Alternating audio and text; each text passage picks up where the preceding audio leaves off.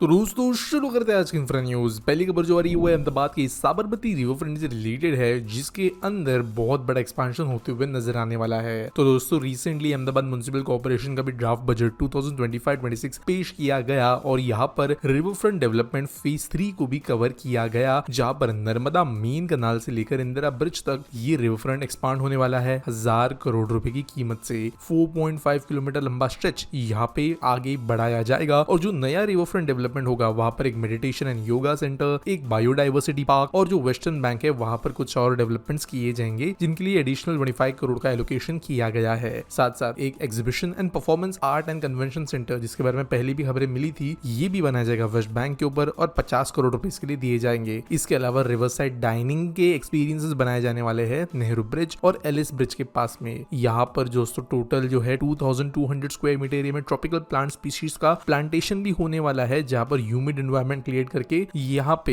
Hibiscus, palm trees, ब्रोमलीड्स, orchids इन जैसे पेड़ पौधों को लगाया जाएगा। तो काइंड ऑफ आप ऐसे समझ सकते हो कि जो पूरी नदी गांधीनगर से होते हुए गिफ्ट सिटी के पास से होते अहमदाबाद में एंटर करती है, इस साबरमती नदी का काया पलट इस तरीके से हो रहा है कि पूरा जितना रिवर का भाग है वो रिवर फ्रंट डेवलपमेंट के थ्रू ही गुजरेगा अहमदाबाद में। अगली खबर दोस्तों जो आ रही है वो है फिर से गुजरात से, जहाँ पर ये पहला ऐसा स्टेट बन गया है जो प्लान कर रहा है ओवरसीज ऑफिस सेटअप करने के लिए इन ताइवान और ताइवान के ताइपी सिटी के अंदर। तो आप जानते हो जो बड़े सेमीकंडक्टर इन्वेस्टमेंट्स देश में आए हैं, गुजरात को उसमें से बड़े मिले हैं। यहाँ पर semiconductor and other tech sectors के अंदर गुजरात हेड स्टार्ट चाहता है। अब यहाँ पे ऑब्वियसली इसकी वजह से ताइवान की पार्टनरशिप होना जरूरी है, क्योंकि वो लीडर है सेमीकंडक्टर रेस के अंदर, फैब्रिकेशन के अंदर। तो इसीलिए ये चाहते हैं कि ताइवान में इनके स्टेट का ऑफिस हो, ताकि कोई कंपनी अगर गुजरात गवर्नमेंट से कॉन्टैक्ट करना चाहती है, नेगोशिएट करना चाहती है, चीजें डिस्कस करना चाहती है, प्लान्स देना चाहती है और गवर्नमेंट जो है वहां पे उनके लिए कुछ करना चाहता है हमारा वाला, तो उनके लिए बहुत आसान हो जाएगा। काइंड ऑफ एक एम्बेसी क्रिएट हो रही है ऐसा हम कह सकते हैं, लेकिन बिजनेस पॉइंट ऑफ व्यू से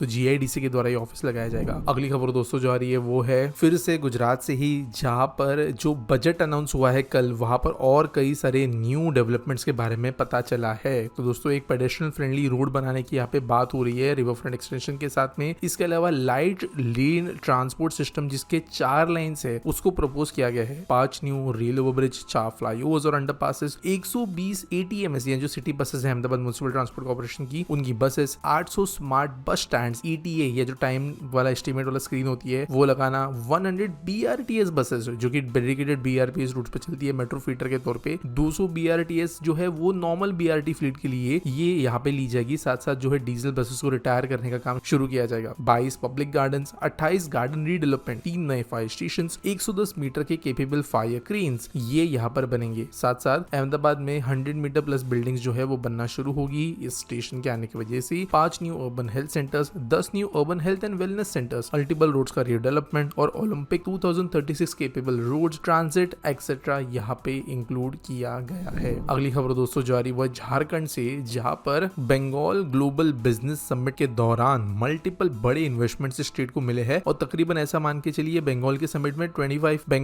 50% एमओयूज जो है वो झारखंड के नाम पे ही हुई है। 26,000 करोड़ की टोटल अमाउंट है, जिसके अंतर्गत 15,000 जॉब्स क्रिएट होंगे और एडवांटेज झारखंड के नाम से एक प्रोग्राम शुरू किया है जो मेनली स्टील सेक्टर को टारगेट करता है, उसको देखते हुए इन्वेस्टमेंट की जाएगी। अगर बड़े इन्वेस्टमेंट्स की बात करें तो supreme metals export private limited, Voltox real private limited, इन्होंने 3 और 4,000 करोड़ की रेस्पेक्टिवली इन्वेस्टमेंट प्रपोजल दिए हैं। अगली खबर दोस्तों ये पुणे मेट्रो से, जहां पर कम्यूटिंग आसान बनने वाला है, क्योंकि रिसेंटली पुणे में भी प्रपोजल दिए गए हैं कुछ न्यू मेट्रो लाइंस के लिए। तो जो पुणे के म्युनिसिपल कमिश्नर है उनको बोला गया है एक डीपीआर बनाने के लिए for a metro line from Kharadi to Pune international airport, जो पीएमसी के पूरे इलाके में आता है। और बेसिकली खरडी लाइन जो है एक्सटेंशन एक लाइन की होगी। इसके अलावा खड़कवासला, स्वारगेट, हड़पसर, खरडी मेट्रो कॉरिडोर जो बन रहा है उसके साथ में भी इंटीग्रेशन होना है और साथ साथ हिंजेवाड़ी से लेकर कात्रज तक भी एक लाइन बनने की यहाँ पे प्रपोजल्स हो रहे हैं। अगली खबर दोस्तों जो आ रही है वो डिफेंस मिनिस्ट्री से रिलेटेड, जिन्होंने 10,000 करोड़ के डील्स साइन किए हैं for the procurement of area denial mutation type 1 and high explosive rockets with enhance range for Pinaka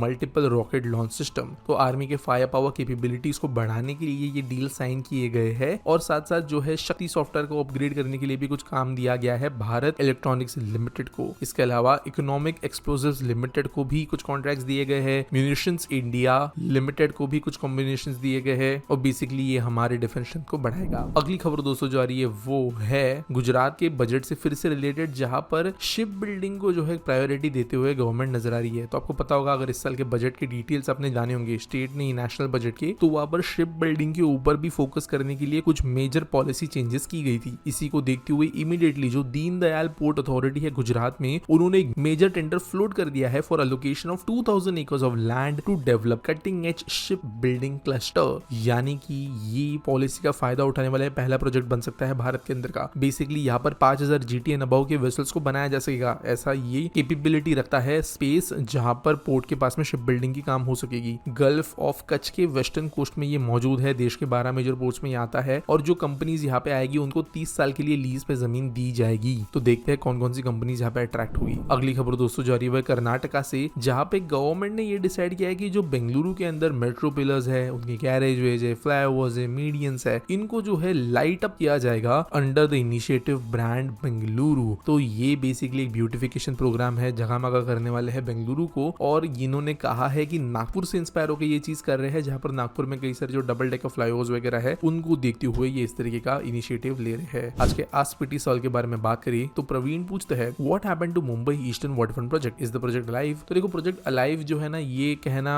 ठीक होगा या नहीं होगा ये मैं भी नहीं जानता, क्योंकि प्रोजेक्ट जो है कभी भी ऑफिशियली कोई टेंडर निकला, कोई DPR जो है फाइनलाइज किया गया, ऐसे स्टेज पे नहीं था। प्रपोजल वगैरह स्टेज पे ही ये प्रोजेक्ट हमेशा से रहा है। देखो, मुंबई ईस्टर्न वाटरफ्रंट प्रोजेक्ट में इशू क्या है ना, स्टेक होल्डर्स और जमीन का लेन देन बहुत बड़ा है। जो मुंबई का ईस्टर्न साइड है ना, वहां पे सी फेसिंग प्रॉपर्टी बहुत रेयर है, मतलब ऑन सी प्रॉपर्टी तो ना के बराबर इसलिए है क्योंकि ज्यादातर ईस्टर्न प्रॉपर्टी अगर हम बात करें सदर्न भाग में, तो वो मुंबई पोर्ट ट्रस्ट के अंदर आती है, और जैसे ही मुंबई पोर्ट ट्रस्ट की जमीन खत्म होती है नॉर्दर्न साइड में, वैसे तुरंत फैक्ट्रीज आती है। फिर जैसे आप थोड़ा और नॉर्थ जाते हो तो उसके बाद में गोदरेज की जमीन आ जाती है, विक्रोली की। तो मुंबई में काइंड ऑफ जो है पब्लिक के लिए कोई भी ईस्टर्न साइड में वाटर फ्रंट जैसी जगह नहीं है, अगर आप गेटवे ऑफ इंडिया वगैरह वाली जगह छोड़ दे तो मुंबई ईस्टर्न वाटरफ्रंट प्रोजेक्ट को डेवलप करने के लिए बहुत बड़े बड़े एंटिटीज से हेल्प की जरूरत पड़ेगी, कोऑर्डिनेशन की जरूरत पड़ेगी। स्टेक होल्डर्स है, महंगी जमीनें है, गवर्नमेंट की अलग प्रायोरिटीज है, ये सब चीजों को देखते हुए ईस्टर्न वाटरफ्रंट प्रोजेक्ट बहुत आगे नहीं बढ़ रहा है। लिटरली एक शहर के अंदर नया नोड बनाने जैसा प्रोजेक्ट होगा, अगर जो हमें प्लान्स मिले थे उसको समझने की कोशिश करें तो। हालांकि ये प्रोजेक्ट मेरे हिसाब से कभी भी एज ए सिंगल प्रोजेक्ट नहीं बनेगा, हमें बहुत छोटे छोटे टुकड़ों में काम होते हुए नजर आ सकता है, जैसे कि रोपवे अलग प्रोजेक्ट में बनेगा, जो थीम पार्क है वो अलग प्रोजेक्ट में बनेगा, जो कुछ बिजनेस डिस्ट्रिक्ट है वो अलग प्रोजेक्ट में बनेंगे। ऐसे करते करते ही काम होगा, लेकिन डिपेंड करता है पोर्ट ट्रस्ट इसको किस तरीके से देखता है, क्योंकि पोर्ट ट्रस्ट के भी बहुत स्टेक्स है, प्राइवेट प्लेयर्स भी यहाँ पर इन्वॉल्व है। उम्मीद करता हूँ आपको सवाल का जवाब मिल गया होगा। आपके पास कोई सवाल है तो आप कमेंट सेक्शन में मुझे पूछ सकते हो। कोई न्यूज अगर सबमिट करनी है तो उसके लिए भी आपको डिस्क्रिप्शन में लिंक मिल जाएगी। बाकी वीडियो अच्छा लगा होगा तो लाइक करना, सब्सक्राइब करना चैनल को, कमेंट करना, और मिलेंगे अगले वीडियो में।